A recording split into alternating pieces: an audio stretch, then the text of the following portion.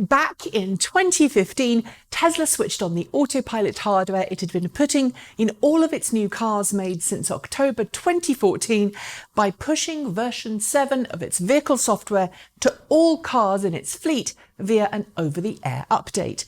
At the time, Autopilot, Tesla's chosen name for its semi-autonomous driver assistance features and active safety systems, was pretty rudimentary in its capabilities. And since then, with further refinement in Tesla's Autopilot hardware and software, it's become more and more capable. The latest version of Autopilot has rolled out to customers' cars includes Navigate on Autopilot, a feature that makes it possible in most situations for Tesla's fully equipped fleet to drive from on-ramp to off-ramp and beyond with little input from the driver. Lane changes no longer require driver approval, something that was the case until fairly recently, and now Tesla's Autopilot system can even recognise and respond to a red stoplight, warning the driver to take over immediately if there's a red stoplight ahead. To date, however, while Tesla's Autopilot system is very much in the uncanny valley where people assume it's fully autonomous, it hasn't yet reached a point of complete hands-off, driver disengaged autonomy as defined by the SAE as Level 5 autonomous driving.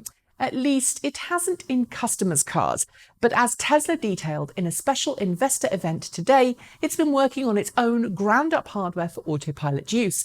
And when I say ground up, I mean everything from the chipset upwards.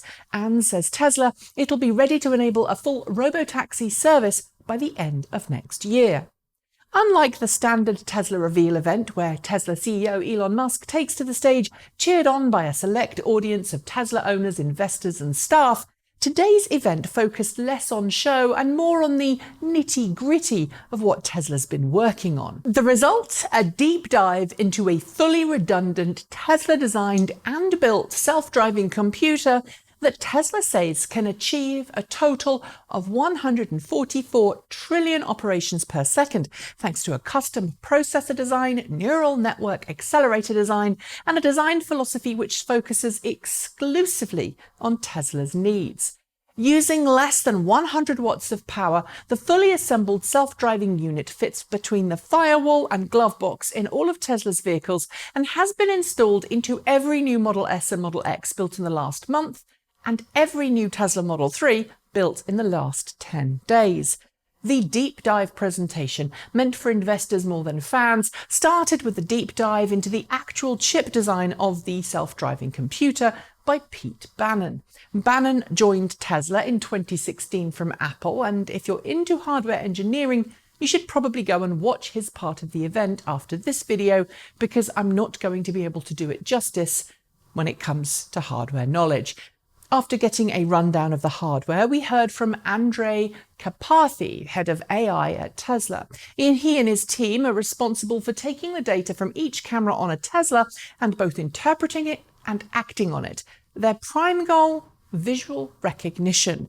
Like the hardware briefing, the AI briefing was pretty in-depth and detailed how Tesla goes about teaching the AI system how to interpret what it sees, annotating random images captured from the fleet to show Tesla's vehicles how to correctly interpret things. The more annotated data Tesla shows its AI, the more accurate it becomes. And we're talking about millions of images. We were also given a peek into Tesla's own simulators, but as Tesla detailed, the real world is a better teacher than a simulator.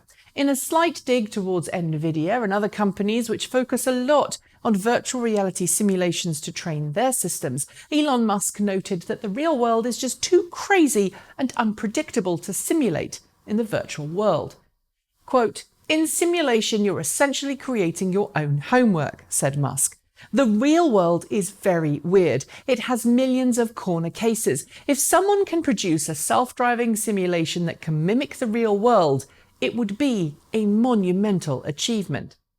Like all other computer vision systems, Tesla has a complete iterative process designed to continually improve the machine learning, using the power of the fleet to identify specific situations, develop strategies for it, and then test if the software is right in shadow mode, which, if you're not sure, means that the software and hardware is running code that sits in the background and makes sure that it's all correct in its predictions before it's then pushed to everyone's car as a future active update that results in the car actually doing whatever it needs to. During Tesla's presentation, Tesla CEO Elon Musk reiterated his belief that Lidar wasn't a suitable solution for Tesla's autonomous technology. Quote, "Lidar is a fool's errand," he said. "Anyone who relies on it is doomed. Doomed." Instead, we were told Tesla's machine learning should be accurately able to predict where lane markings were, even if they weren't visible, due to snow or other poor weather and road conditions. Similarly, Musk said high-precision GPS mapping and location is dangerous, adding that computer vision should be the primary form of locating the car and responding to the world around it. His thoughts echo that of Carpathe, who noted that we humans don't shoot lasers out of our eyes for depth perception. At least, most of us. Vision is enough. We finished off the trio of speakers with Stuart Bowers, who discussed some of the wider points of Tesla's Autopilot software so far. Already, he said, Tesla's Navigate on Autopilot has achieved 70 million miles. Additionally, Bowers said, so far, 9 million successful lane changes have been logged by Tesla's vehicles. This has meant that Tesla's neural net has been able to learn a whole lot about how to successfully execute safe lane changes, and it's become more and more accurate as a consequence. It's because of this that Tesla has been able to push forward the update to Navigate on Autopilot to enable the no confirmation on lane changes.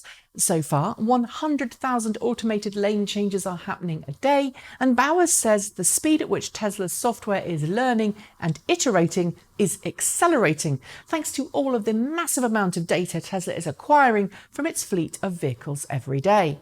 With all of the heavy engineering out of the way, Elon took the stage again to detail what Tesla hopes to be able to do over the next 12 months.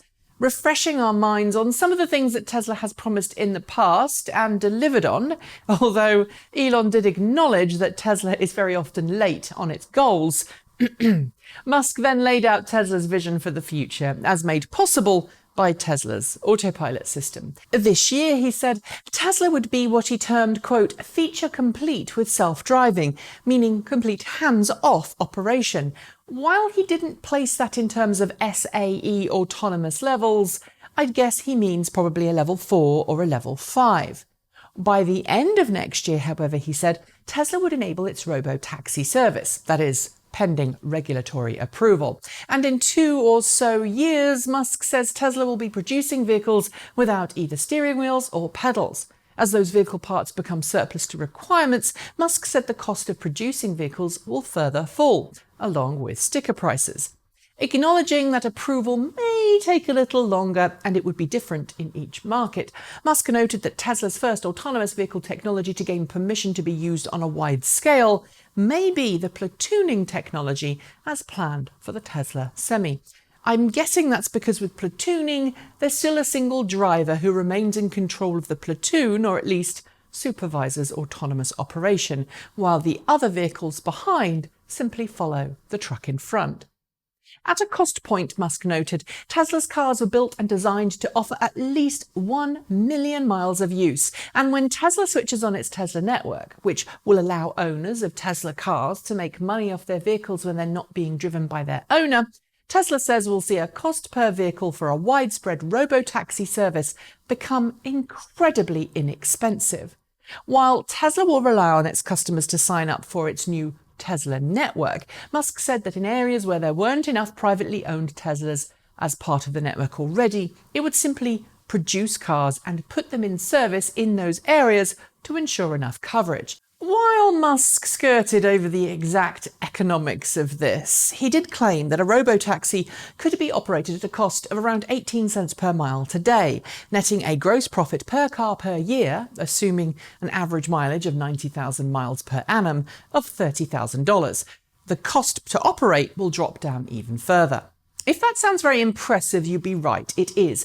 But even if Tesla has the technology and is ready to push out with a fully autonomous, hands-off autopilot, it's going to take a while to get regulatory buy-in. Even in the US, which has tried several times to get self-driving legislation off the ground, things are very slowly moving indeed.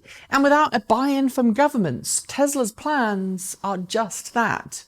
Plans. Bringing the AI and machine learning together with advanced neural nets may feel like child's play for the most Silicon Valley of automakers. But Elon and Tesla's engineers have to do something that's a lot harder. Convince legislators, politicians, and safety advocates that its technology is ready for the world. And that's a very, very big challenge indeed.